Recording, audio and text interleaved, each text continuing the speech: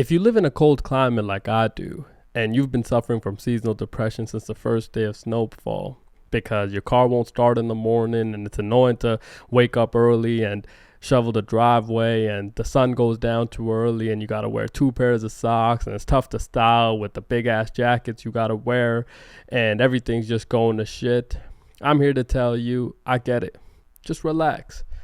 Because this is the one time of year where we want it to be a little cold. It's the holiday season. It doesn't feel right if there isn't, some snow in the air, if it isn't cold outside. Because let me tell y'all, man, Santa Claus doesn't go to places that it ain't cold. Santa Claus is not going to Australia, even if Australia was a real place. Happy holidays. Complacency is like rat poison. It's like cancer. Right? When you get complacent in any league, right? NBA, NFL, MLB, doesn't matter. When you get complacent, you make moves and you make decisions that keep you in mediocrity. And we know this, right? This ain't no surprise. There are teams that we religiously look at and look at them and think that they make decisions for the short term, knowing that they aren't going to win short term or long term. And it's always a head scratcher. When you look at teams and they are constantly trying to get better, improve, and win, they do. And they show it with every decision they make in the offseason and in season. Right? And where am I going with that? The Atlanta Falcons are so far removed from what it takes to win that you're just so complacent and content with being in the mid-tier and being just living in the world of mediocrity. That's what you are. What you have told your fans is that you're okay being average. That's what you've told your fans. And if you don't know what I'm talking about, here's what I'm talking about. So the Atlanta Falcons, in the offseason, they got rid of Arthur Smith, who goes on to be an offensive coordinator with the Pittsburgh Steelers. They hire Raheem Morris from the Los Angeles Rams, and they bring him in. Now, when you bring in a coach like that, now he's working with a blank slate, right? Because there's no quarterback there yet. So he knows that whatever decisions he makes going forward is he's building the team. Now, there's 2 ways you can kind of approach it when he gets to Atlanta, right? You're going to have a top 10 pick. There's going to be 6 quarterbacks taken in the first round of last year's NFL draft, right? You get to Atlanta, and now there's 2 ways you can go, right? You're going to pay a bridge quarterback $40 to $45 million. You're going to improve your trenches, and you're going to move forward. Right, that's one way. If you can't win with your bridge, we'll see in the next draft. Right, but if I'm gonna get a top 10 pick in this year's draft, either I get somebody young as a quarterback, right? I have to get a young quarterback, or I improve my trench. Right, those are the two things you can do there. Or I get a bridge quarterback for very cheap, right? Around the 10 to $15 million, let's say. Right, I draft a rookie quarterback with some experience at the college level, right? Somebody a little bit older that I can play in my rookie year. If my bridge quarterback isn't playing well, insert him and let's see what we are going forward. What did the Atlanta Falcons do? They did something that everybody in and around the NFL world was like, come on, man, come on. Right, what they did is, they paid a bridge quarterback a lot of money, right? $140 million worth of money, right? 180 or something like that. 90-some million dollars guaranteed money. But the problem isn't the money. The problem is that Kirk Cousins is somebody that, again, we have known for a while that, he is just average. Right? There is not a quarterback in the NFL that is more average than Kirk Cousins because he has no other superpower. Not only that, right? If you take out the average ability, he is 36 years old coming off of an Achilles tear, and you're going to pay him that much money and leverage the next 2 to 3 years of your future? For what, man? On top of doing that, you are going to go into last year's draft and draft the most experienced quarterback coming into that draft in Michael Penix Jr. Again, head-scratching move, because it's like, well, I not only did I just pay a bridge quarterback a lot of money, right? But now I've also drafted the most experienced quarterback with the 8th overall pick instead of helping the team build, right? Because it's not like the Atlanta Falcons were a quarterback away. But what they would rather do in the last however many years is, instead of improving their trench, instead of improving their defensive and offensive line, they would rather have top 10, top 15 picks and just spend it on your wide receivers, your tight end, your running back. That's what they would rather do, and that's what they have done, right? And now when you need a defensive end, now you have to trade for Matt Judon at the start of the year, because at no point have you tried to address that issue. Like, this is like actual malpractice. And the first thing that came to my head is, man, I miss Bill Belichick in the NFL. I do, man. You can say whatever the hell you want about the coach, the greatest coach there ever was. What the reality is that Bill can build a team, and there's none of this bullshit like decision making, because this was the most predictable thing that could have happened after, this many weeks now, 14 games in, around just going into week 15 in the NFL. Right, the Atlanta Falcons have announced that they're benching Kirk Cousins for Michael Penix Jr., their rookie quarterback. And the Atlanta Falcons right now are second in the NFC South, sorry. And they sit one game back of the Tampa Bay Buccaneers for the division lead, who they do own the tiebreaker, beating them both times in a head-to-head. But again, this is the most, make no mistake about it, this is not a surprise to anybody, right? This was the most predictable thing that could have happened, and it did. But this decision frustrates me more than anything, because you just can't make this decision this year, dude. You just can't. You can't pay a bridge quarterback that much money with, the experience that Kirk has, everything that he thought or you thought he was bringing to your table, that much money, then go on and draft somebody like Michael Penix Jr., who, by the way, by all accounts is going to be great. I'm not saying that. I'm just saying it's like, as an organization, you are so far removed from what it takes to win, is that you make brass decisions like this, and then now the fans are left in this, like, what you've pretty much announced is that you're okay with living in mediocrity. And I know that people are like, no, they're trying everything to win, because that's why they make that move. Give me a damn break, man. This is a team that, had a chance to get out Bill Belichick. They didn't, right? They go on to pay Kirk Cousins a lot of money. So now when they want to move on from him, it's like, how do they move on? Right? How do they move on now? They either release him, they trade him, or worst case scenario, Michael Penix Jr. now doesn't work out for you, and Kirk Cousins now has to go back in. Right? And it's like, well, what are we talking about? There are elements of your team that are just not nearly good enough to compete at the highest level to win in the NFL.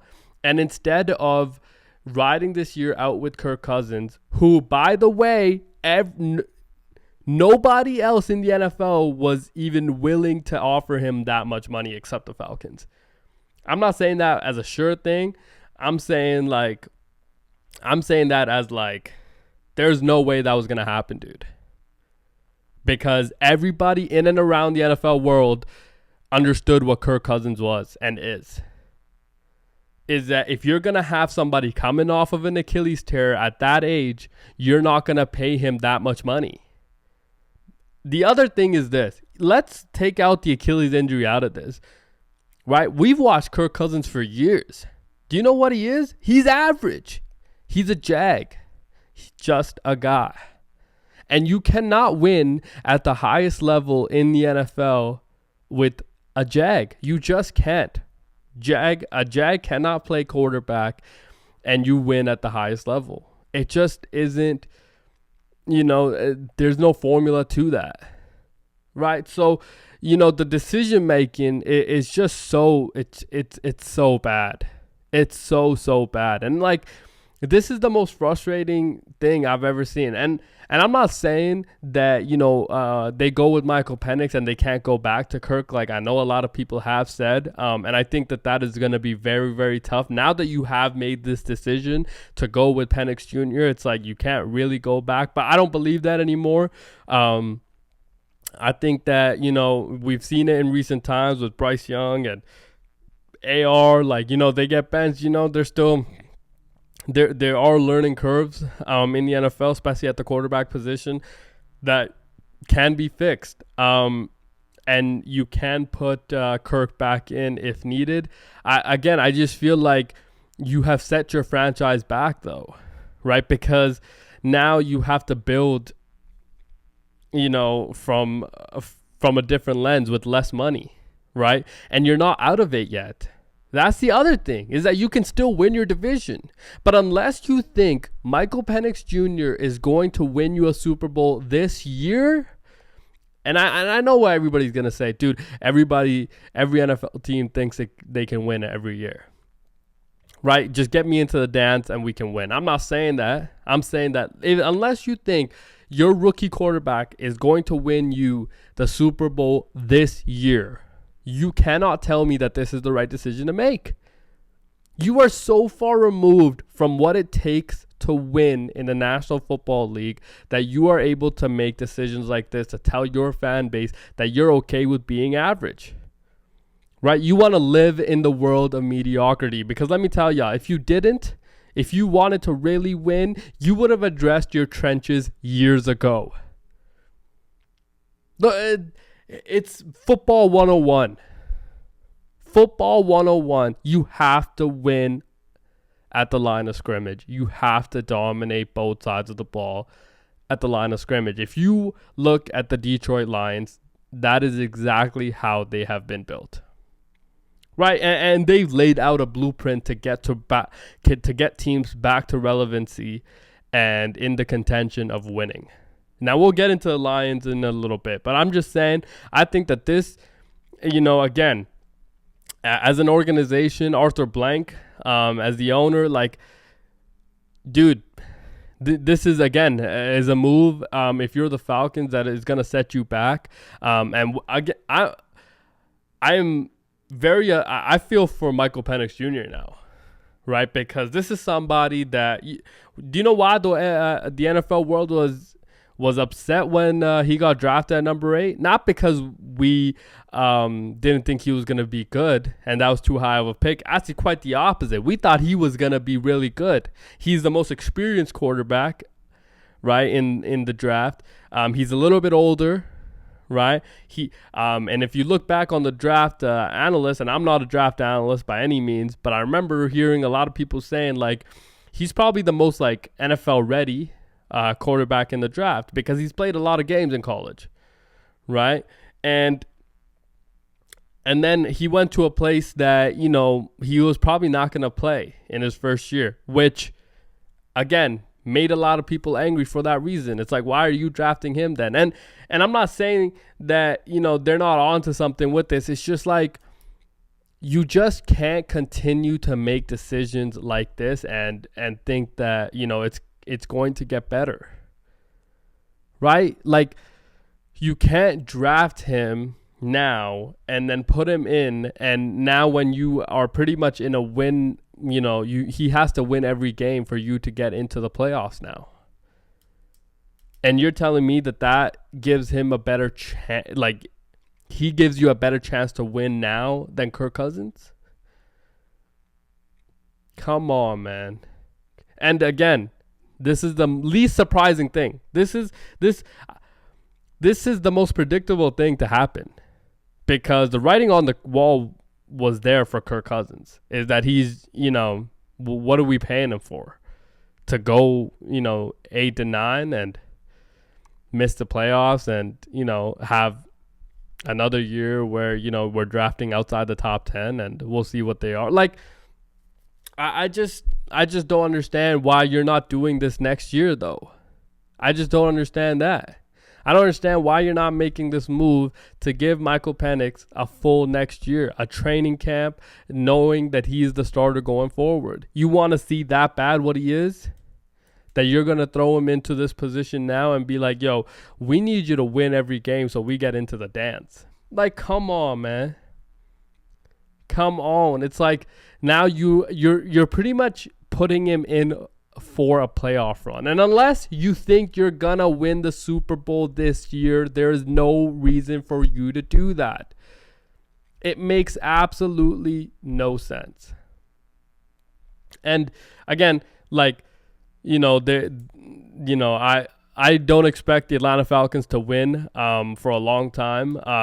This is a franchise historically that is, again, okay with being just relevant and midfield and that's what they will continue to be. They have shown zero signs of being a franchise that continues to build in a positive way that can actually win in the NFL long term. And they will continue to be that going forward. I hope that Michael Penix Jr. is able to turn it around and able to win games for them and have a successful time. I just don't think that, that is a place to do it. Truly, I just think that we've talked about that on this show that,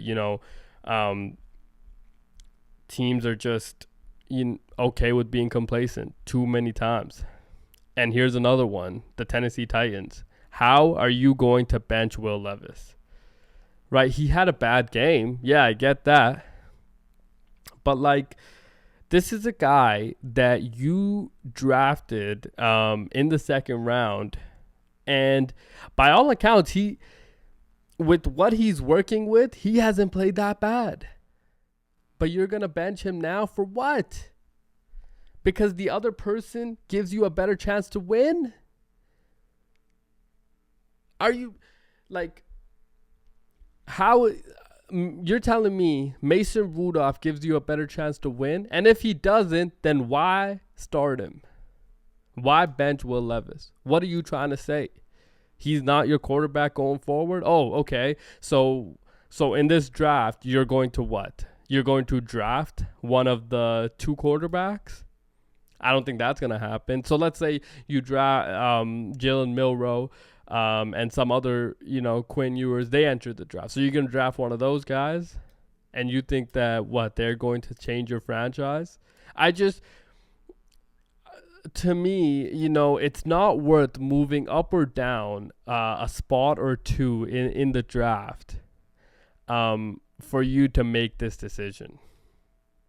Right? And the other thing is this. What we haven't talked about this year at all, and I don't think the media has covered them at all either, is that Brian Callahan came from Cincinnati. He was the offensive coordinator with Joe Burrow. Well, Will Levis is not Joe Burrow.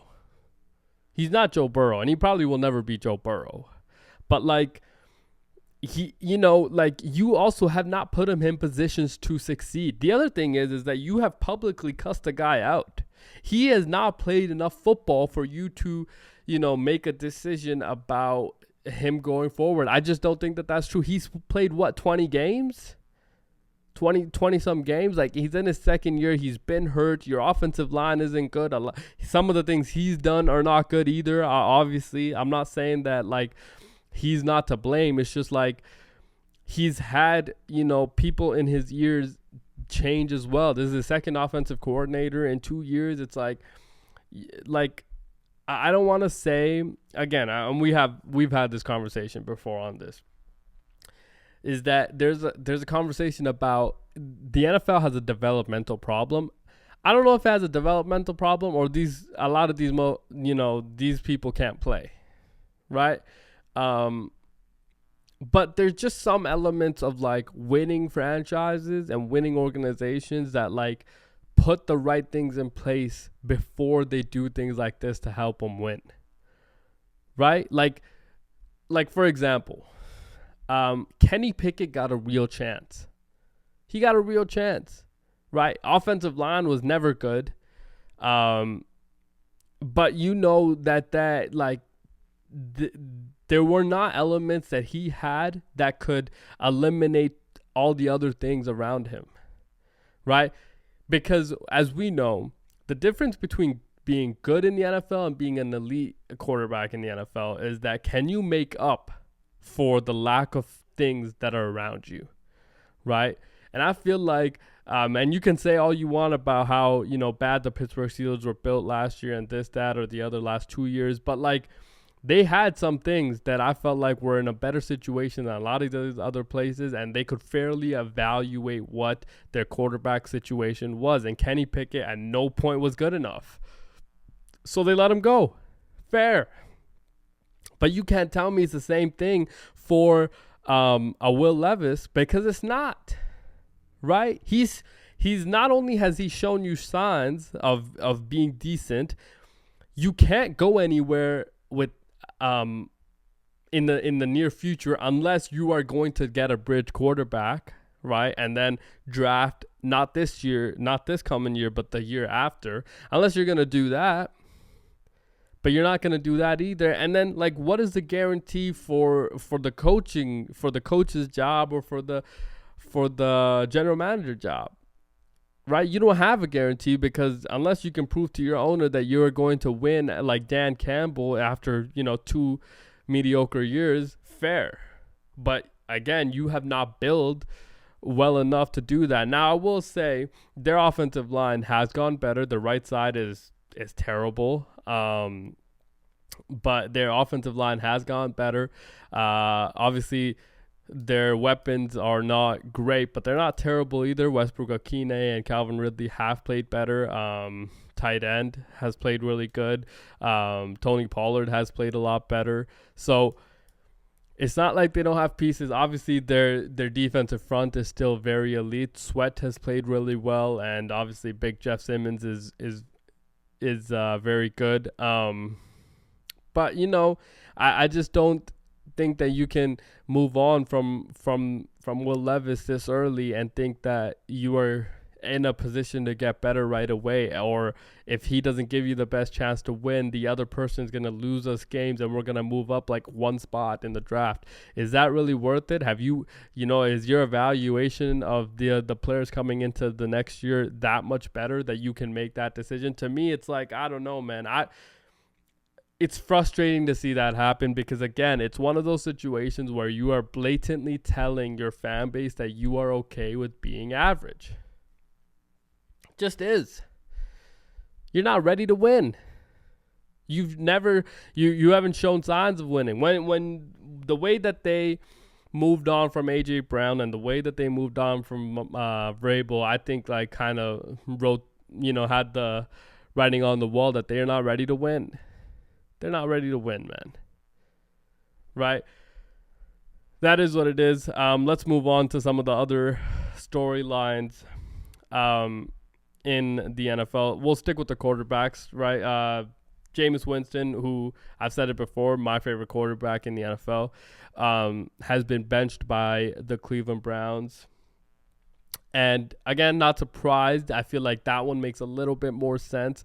Jameis has thrown some picks. He obviously still gives you the best chance to win. But now you're in a position where, like, shit, winning isn't what they are really thinking now. They're like, yo, let's see what we have with DTR. And, let's just wait for the draft and kind of move forward. I think there was a report that came out that they are still committed to Deshaun Stefanski and their general manager, who kind of missing on who that is. But yeah, if you're committed to Deshaun, then, you're going to be like, we'll see, right? But essentially you had more success without Deshaun than you have had with him. So I understand that there's a lot of money tied into it, but the Denver Broncos have moved on from Russ with a lot of dead cap, and the way that they were built last year was that they were the strength of their team was defense. It still remains to be that. They have a lot of great pieces on that side of the ball. And, with the rookie quarterback, good play calling, and, mediocre everything else, they've been able to win in the AFC. And, what more could you want if you're a Denver Broncos fan, right? And I'm a fan of a team that plays in the AFC West, right? And I'll be the first to tell you, I'm very happy for the Denver Broncos and what they've been able to accomplish. Right, mediocre play from your weapons and your wide receivers. Right, very mediocre play from tight ends. No run game. Right, offensive line struggles. They have been pretty good, but penalties, this, that, and the other. Right, and you are in prime position to be in the playoffs. That is hard to do in the NFL, and they've done it. They have done it with 80-some million in dead cap money because of Russ. And, they have done it because they hired somebody and put them in position you have full reign to whatever you want to do with our team, and we will give you everything that you need for us to be successful. And they've done really well. So, for everybody on the internet saying that, Broncos are too high on, dude, look at what they've done with mediocrity throughout their team, right? Except the defense. Let's not talk throughout their offensive team.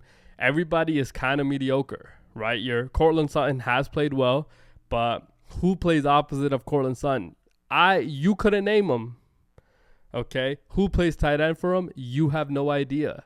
Okay, who's actually ran the ball for them? You have no idea, right? And then Bo Nix, he's had some recent struggles with turnovers, but it's come on, man.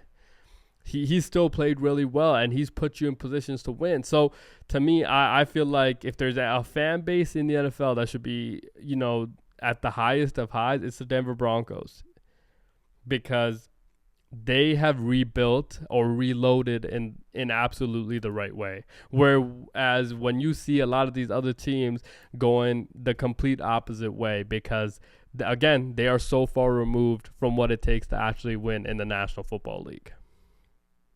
It just, it starts with who you hire, how you hire, this, that, and the other. Right?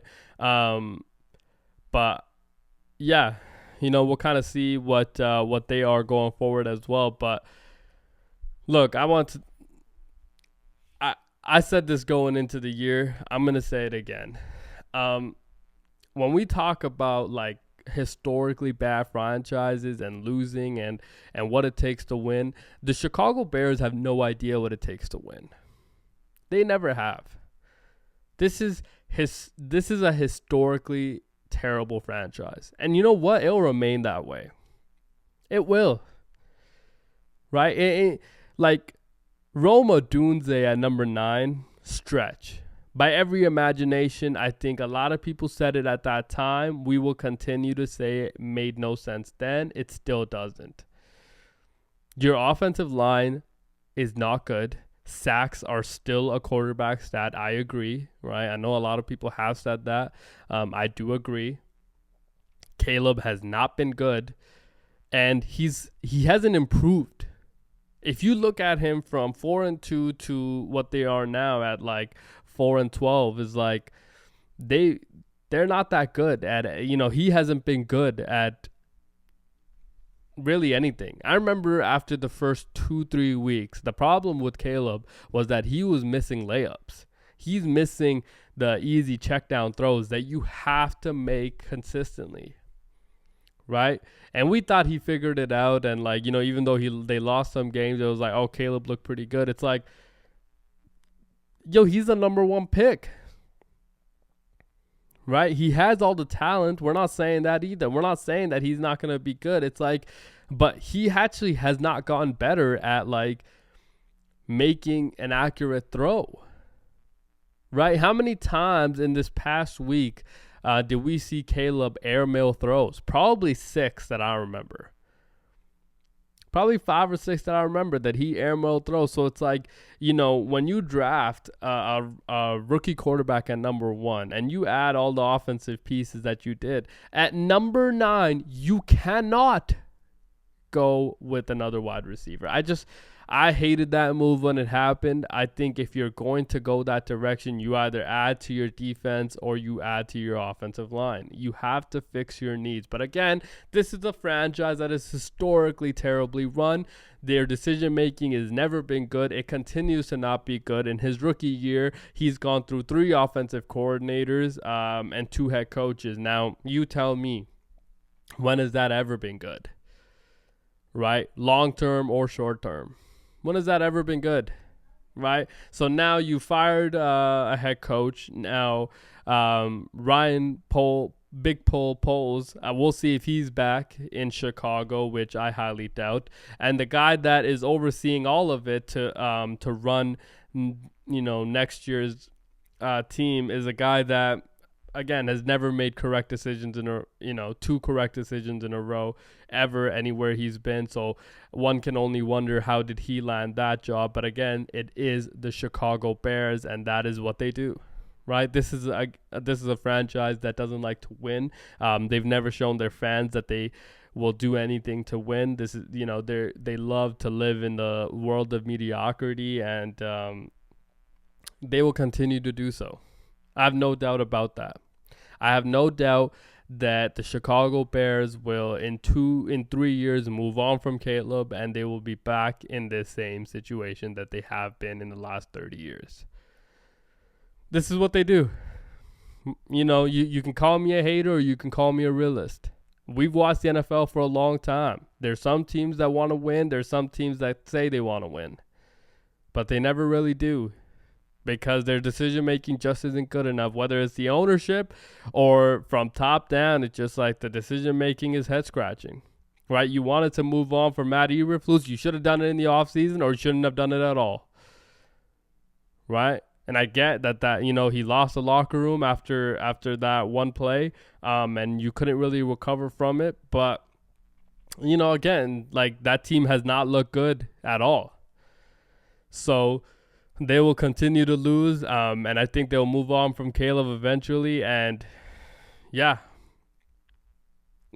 look, this is what it is, right? You want to make those decisions, you're gonna be. And speaking of which, the New York Football Giants, like, another one of those teams where it's like they like to live in the world of mediocrity, and they will probably continue to do so. I do think that out of all the other teams, like, the Giants still have things that they can build on and build for, right? They still have some things. I think that, their defensive line has taken a step back. Still very good. Defensive secondary, not great. They haven't re-signed well, but they need to have a complete overhaul, right? Like, and a lot of these places do, don't get me wrong. I don't understand this idea that you can judge your general manager and coach separately. And yes, I'm talking about the Las Vegas Raiders, which is a team that I support. I've loved watching growing up. But I'm not saying that we should let go of AP. I'm not saying we should let go of Tom Telesco. But here's my thing, right? And again, the Raiders are definitely one of those franchises that wants to live in mediocrity, right? They're not serious about winning. They have not been for 25 years, right? They haven't been serious about winning in a long, long time, right? But like, how can you judge your general manager separate from your coach? In the NFL, that never works. Because let me tell y'all something. And this is not breaking news, right? This is true, tried, and tested. You cannot win as in the professional sports world with more than one voice. You just can't.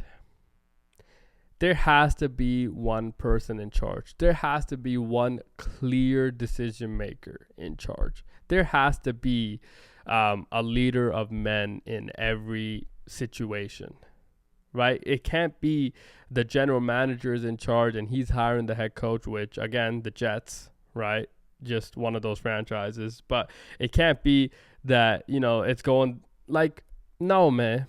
The head coach needs to be the guy. He can't be looking over his shoulder about the owner like Dallas, right? Can't be looking over his shoulder about the general manager might think this or do this, and he might do it separately. Can't be doing that, right? Bob Saleh and Joe Douglas and at the Jets, right? You can't be doing any of that. One person needs to have full control and veto in everything that they do, right? Mike Tomlin in Pittsburgh, right? Yeah, Omar Khan is great, right? He's great. Does all. Mike Tomlin is the guy there, right? Harbaugh in Baltimore, he's the guy, right? That's exactly what Jim Harbaugh has brought to the Chargers. That's exactly what Sean Payton has brought in to Denver, right? McVay with the Rams, Shanahan with the Niners, right? So I'll give you Kevin O'Connell with the Minnesota Vikings, right? You could tell that he has that like aura about him, that he runs that entire organization.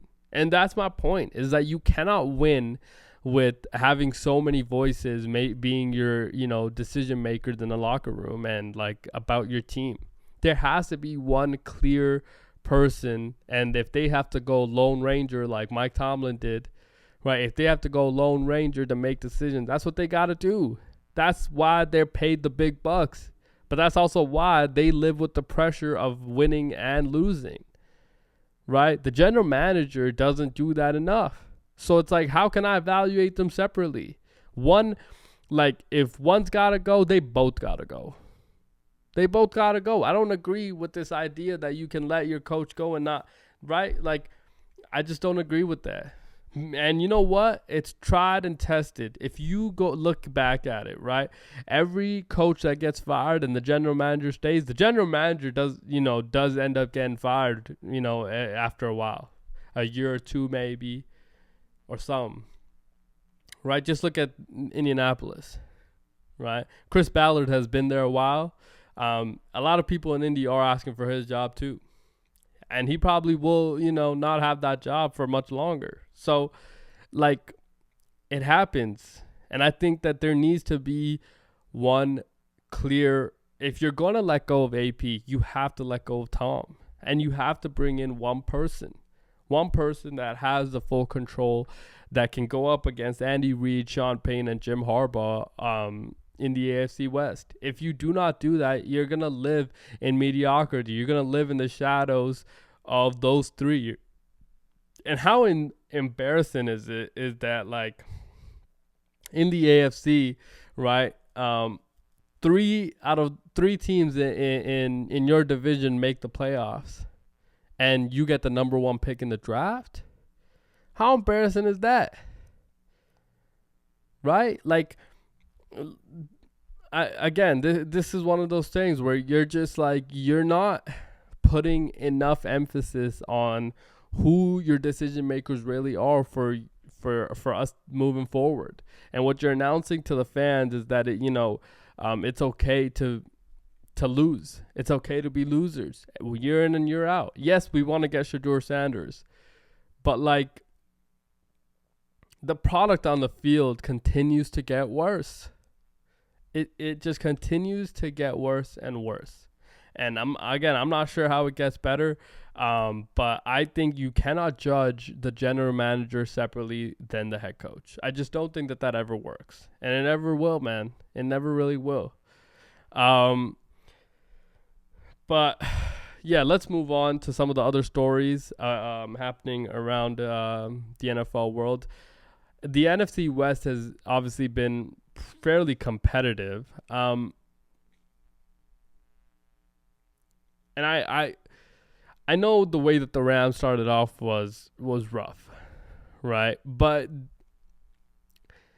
when you have a winning culture because of how your head coach has created your team and the way that they've been able to operate under Sean McVay, when you have that like kind of presence, you always felt like the Rams were okay. I mean, for me, certainly I did. Even when they didn't have, because even if they missed the playoffs, it was like, they were going to be one game under. They're still kind of in a building zone where they have the right pieces to win, but they just haven't clicked yet. And they finally clicked. And they've clicked at a high level. Look, they've had a pretty good running game. Kyren Williams has played really well. Matt Stafford has obviously played much better than he did at the first half of the year. Cooper and Puka Nacua is just incredible. He's so good at what he does. So when you have those three things happen, your offense is starting to hum.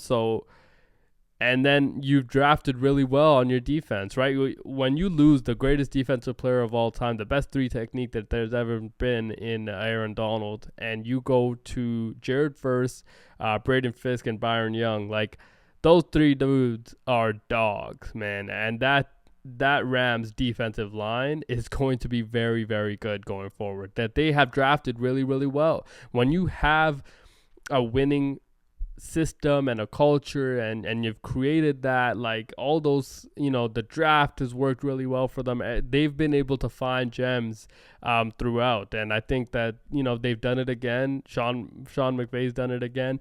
If I was a betting man today, I would think that they probably win that division now, just because of how Seattle has looked, and I do think you can game plan against a Seattle Seahawks team.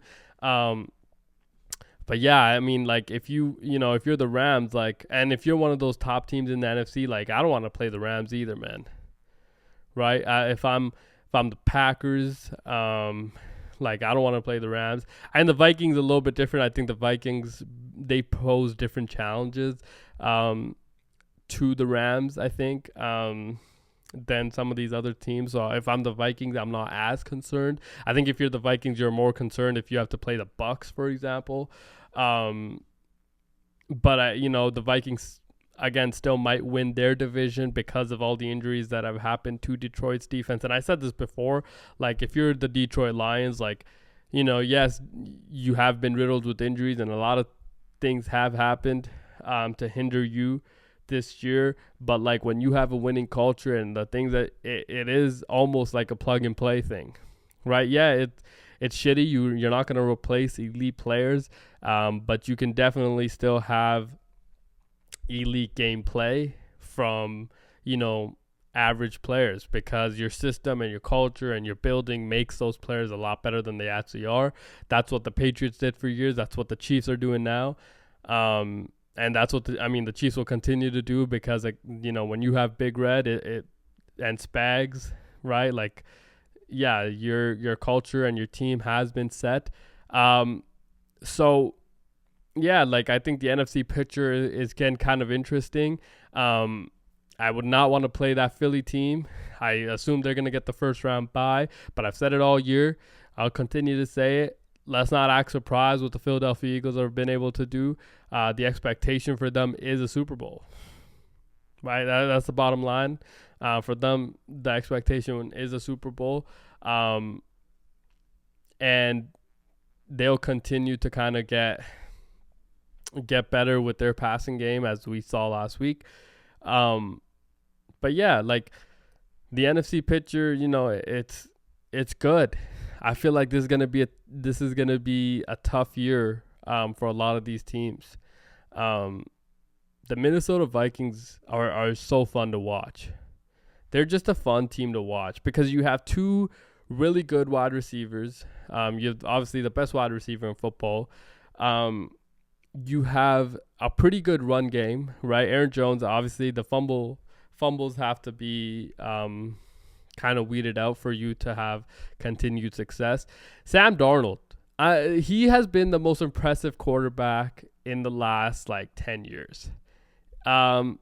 Just because of his story, it's pretty crazy, but it's like the way that he plays this year in Minnesota feels like he's been doing this for a lot. It's like he's been doing this for like 4 or 5 years in the NFL, right? It's just, yeah, he's gonna throw some picks. There's some bad throws. There's some throws that he's gonna make that don't get intercepted that probably should have. He's gonna make some bad reads, but then he's gonna make like incredible reads.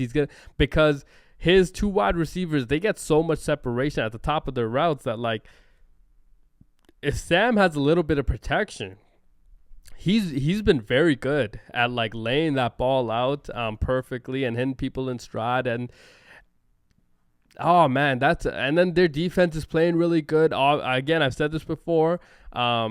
Tackling has to be better if you're going to win in the playoffs, especially if you have to travel to a colder place. You're slipping, and but the Vikings, their tackling, especially their linebacker tackling, has to be a little bit better. I assume it will be, but because and their defense, people are like telling me that their defense is very good. Yeah, their scheme is very good.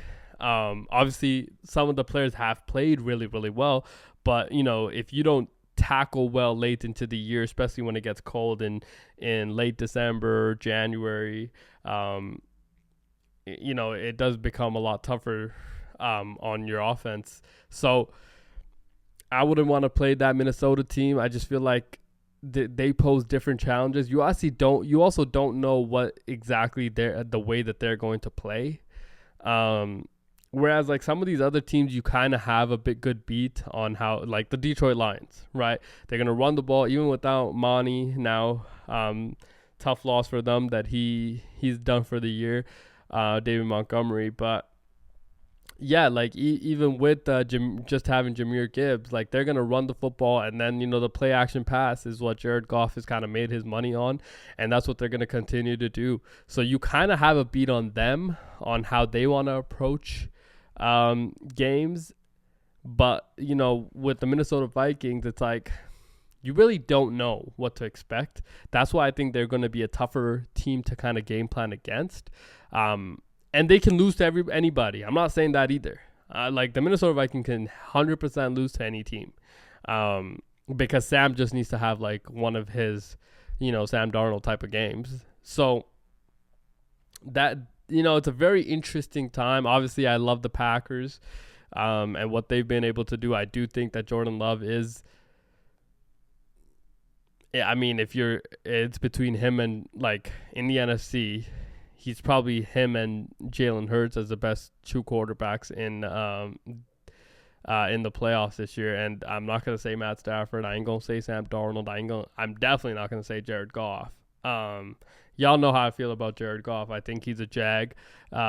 He continues to show that. But look, he's when he plays really, really well, they win, of course, right? But there's times where, obviously this year they've been able to win when he doesn't play well either. But, like, those games haven't happened a lot, right? And if there's one thing that we know about Jared Goff is that you're only a snap away from one of those moments where, it happens. And then you're like, oh, I remember. So we'll kind of see what the lines are going forward as well. But, yeah. And if you're looking over to next year in the NFC, like if you're the 49ers, right? Obviously this was a tough year, but here's the thing, right? Can you believe that there is like real conversations about paying Brock Purdy? I didn't know this was a thing until this week, actually. I didn't know this was a conversation that was being had. Are you kidding me? Like, you're not going to pay Brock Purdy? I'm going to tell you right now, there are probably 25 teams that would give Brock Purdy a lot of money. There are. And guess what? The Raiders would be one of them. If you told me that we wouldn't trade the number one pick, let's say we get, the number one pick and you're going to take Shedeur. You're telling me we're not trading Shedeur Sanders for a Brock Purdy? You're out of your damn mind. You out of your damn mind, man. Watch the tape. Brock Purdy is the guy. He's not just a guy. He is a guy. Right? And there's a difference. He can make incredible throws. His window, man, the window throws are incredible. He is one of the most accurate quarterbacks in football. And I know that they've, dealt with some injuries, obviously, and, his stats haven't been good. But come on, man. Give me a break. A lot of things haven't gone their way. But I think regardless of that, I think they're going to pay him. I think that he'll be back with Kyle next year and the 49ers. And guess what? They're going to be good again. They're going to be pretty good again. I truly believe that. I don't think that their window is closed. I just think that they need to open up another window. Right, move a little bit to the left and see what the next window is. I think that they have the capabilities of doing that. I feel like they have a lot of talent on their team, and they are a winning franchise that can draft well. They draft really well. They develop well. They have the right system in place, and if you give them, a Bob Saleh back on their defense next year, which I know a lot of rumors are saying that is the case. They're going to be pretty good again. So, and then this idea that, we should trade Kyle Shanahan, come on, man. The one thing that we've learned in the last 5 years in the National Football League is that if you get a head coach, if you get a good head coach, you hold on for dear life. Because there aren't that many of them. There are maybe 8. There's like 7 to 8 good head coaches in the National Football League. Everybody else is mid or bad. And that's exactly the case with quarterbacks. And guess what? That's exactly the case with like winning teams. There's probably like 7 to 8 winning franchises in football. Everybody else is mid. Everybody else is okay with being mid as well. That's the other thing. Right? The teams that want to win, there's probably like 8 of them. And it's the same thing in the NBA. It's the same thing. Right? There's some teams that want to win, and there's some teams that just want to talk about winning. And like sometimes it's tough to tell which is which, but if you've been around long enough, you know which is which, man. You can tell when teams are really being serious about it, or the moves that they're making, how they want to structure, how they want to, go about certain things, how they want to discipline players and this, that, and the other, how their culture is built, how the players talk about the culture. And then the other thing is like if you watch Hard Knocks, right, following the AFC North this year, like there's a real difference within NFL teams. There's a real difference from building to building, right? When you watch how Mike Tomlin runs his building, it's very different than how Zach Taylor runs his. Very different than how Kevin Stefanski runs his. It's very different than how John Harbaugh runs his. Like, and I'm not saying one is better than the other. I'm saying it's just different, right? Every team is a little bit different. Every building is a little bit different. And there's some teams that are, want to win, and some teams just want to talk about winning. And that's okay. It's okay to do that. But as fans, it's like, fuck, man, we're just stuck in mediocrity. Because we're so complacent with it. We're just so content with how it's going. Right? And then like there's just I don't know what's going to take place. But it is, kind of what it is. I just wanted to touch one more thing about college football. I know that there's obviously college football playoffs start this weekend. I'm looking forward to. I'm obviously very excited. I love college football. It's incredible. I don't want to get into this whole like Oregon didn't get rewarded for being the number one seed, this, that, and the other. Look, man, if you're the number one seed, you're going to have to beat the toughest competition. It is what it is. I don't think that like anybody should be complaining with how it turned out. If you got in, you got in. At the end of the day, the NCAA committee and everybody around the NCAA, it's always been a shit show. This is the first year they're doing 12 teams. How about as fans, let's just be grateful instead of cussing them out. Like they have made mistakes when it was just 4 teams. Are we not taking that in? They made mistakes when it was 4 teams. Right now, when there's 12 teams, the opportunity to make mistakes is still bigger. Right? So, like, could you imagine if they had to choose between 4 teams this year? That would have been incredibly difficult. So, I get that, people are angry about how the bracket turned out. I think it's still incredible. I'm very excited. So, SMU Penn State. Wow, that's an early game, noon game, dude. I like Penn State there to win. They go on to play Boise State. Notre Dame, Indiana, I think that's the game that I'm looking forward to the most. And that's a tough game to predict. I'm going to say Notre Dame wins that one. And obviously Ohio State, Tennessee, I'm going to go OHIO.